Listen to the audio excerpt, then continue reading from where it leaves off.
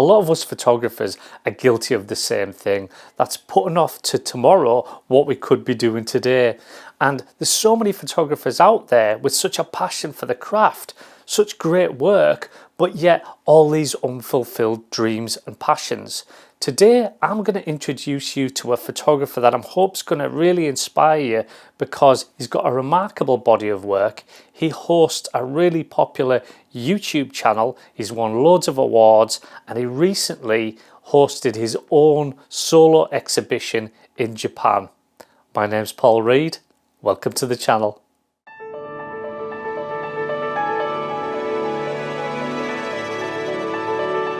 I first met Dave Payne around 2 years ago, and he had this clear love for black and white photography. He found me online shortly after we started off on this mentorship journey together.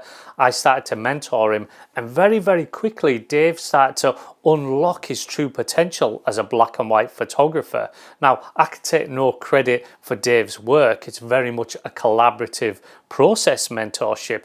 But Dave's progress was just incredible. One of the interesting projects that Dave shoots, he calls architectural echoes. When he's out there, he's always looking at different architecture, different things that could be mirrored to make something even more fascinating. These images are like mind-bending geometric patterns that just can blow the mind. And whenever you're looking at them, you can just feel drawn into those images.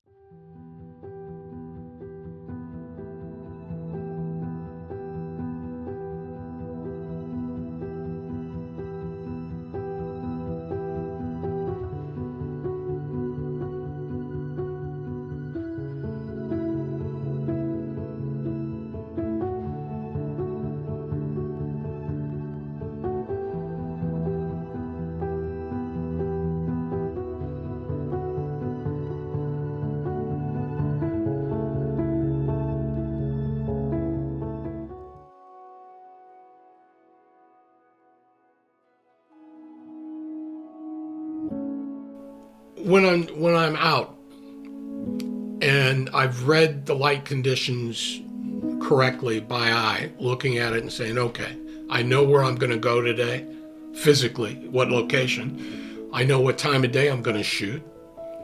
And at that moment, as I'm going out the door, time stops for me because I'm on a mission.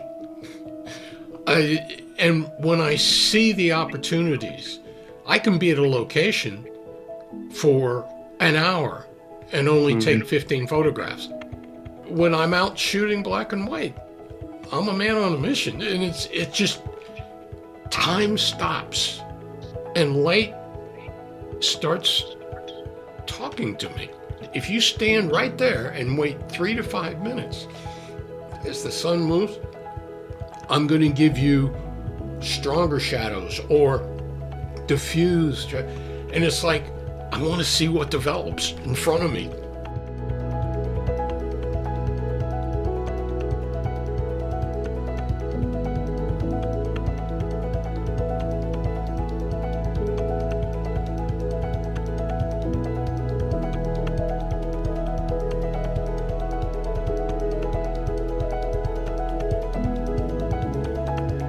I asked Dave, what was it like to hold a real solo exhibition? Most of us photographers really strive for this, and Dave just did it. So I just wanted to know, what was that like? It went on my bucket list. I'm going to do a solo exhibition, and I'm going to have it thematically organized so people can travel through the exhibition and it makes sense to them. Put it together.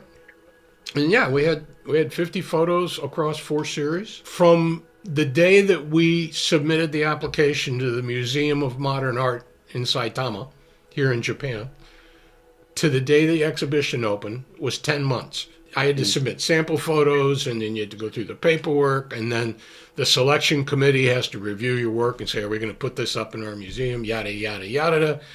Then you got to get it all organized. And a good friend of mine who's a local Japanese retired professional photographer, Kamayama-san, he pitched in to help. And he said, look, I have frames and mats. because of him being a professional photographer. He said, how would you like it if I contribute those and we'll talk? And he ended up, along with you, because you were a huge help, cutting down from almost 200 photos down to 50. And then he printed all those photos for me on his professional printer at home, so I got lucky there. But it was wonderful support from some key friends like you and Kamiyama-san, and the tireless patience of my boss, aka my wife, who she was a trooper through this, and she was organizing things and she greeted people. And it's an incredible experience, so much so that I'm already working on the second exhibition. Seeing your own work printed, filling a room in a museum, and looking at what was on the wall and going, who made these shots? It's almost an out-of-body experience, because the night before the opening of the exhibition, when it was all up and hung, I didn't want to leave it because I hadn't seen my photographs like that. A friend of mine who came to help us set up and assemble, he said, what do you mean? It's your photograph. You took it. And I said, not like this. When I'm out shooting now, I'm thinking about that exhibition experience. Is it going to be good enough? Can I capture it well enough that I make a photograph, not take a snapshot? Dave has a great thing that he does that he calls his smartphone sketchbook. I'll let him explain what that is.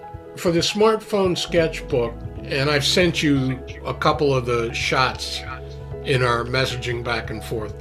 The concept is this. I go out on physical therapy walks 5 to 6 days a week. But when I always go out, it's boring just walking. And if I don't want to carry a camera gear, I use it as an opportunity to see, to teach myself to see things, look at things, light, shadow.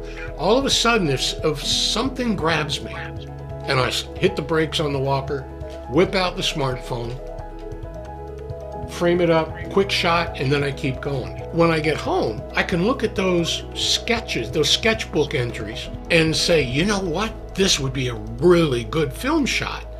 Because it's a smartphone, I got the GPS coordinates, I got the time of day, I've got the settings that the smartphone used, which I probably wouldn't use for film anyway, but you've got all this wonderful information right there. And then what I do is I'll come back and look at them, and I save them to a special folder. So when I'm trying to decide what to go out, I go through my smartphone sketchbook keepers, as I call them, and say, what time of day was that? I'm going out there. And then I'll go back with film to see if the scene presents itself again, and it usually does. And if I know the time, I can go a little earlier to accent one aspect of the image, or I can go a little later to emphasize another. It's the smartphone sketchbook. A lot of people, I was guilty of this. Smartphone photography is not real photography. That's totally wrong. There's some wonderful smartphone photography out there. Now, my preference for my photography is black and white film. Yeah.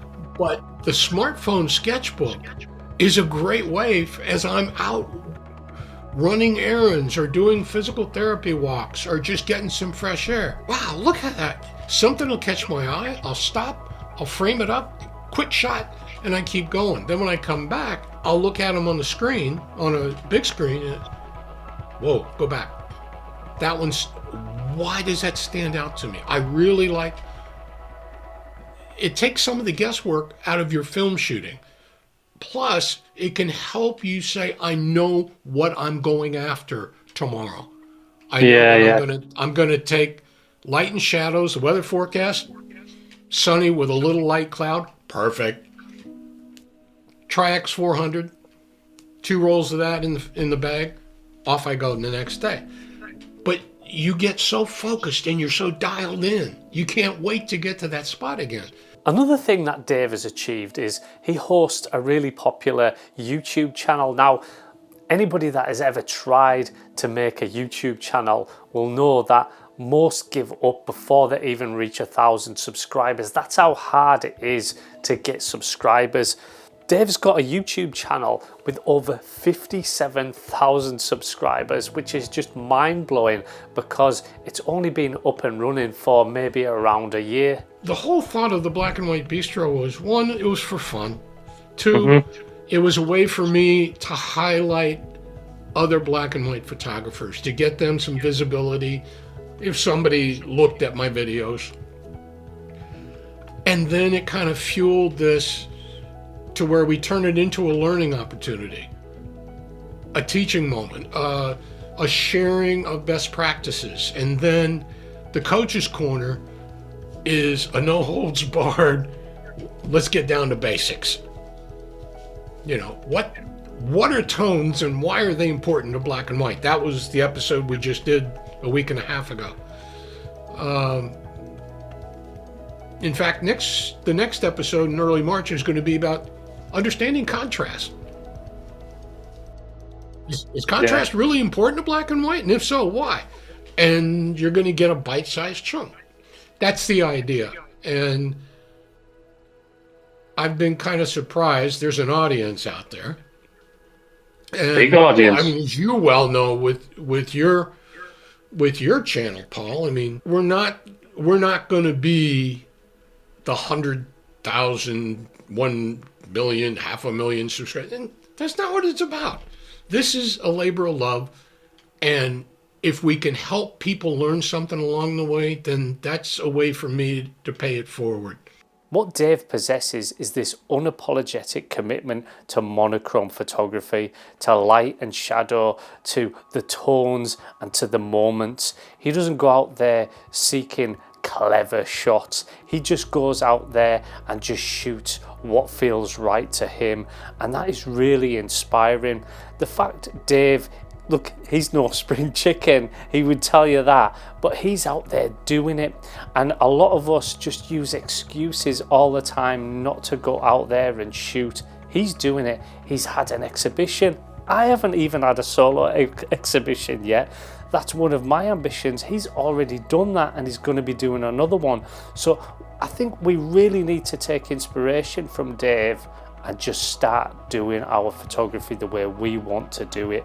Shoot for ourselves and not thinking about what anybody else thinks. Thanks everybody for watching. I really do appreciate it. If you think that you'd like my help as a mentor, then I'll leave a link in the description. I have got some spaces available on my mentorship program, so I'd be happy to do that for you. Thanks again.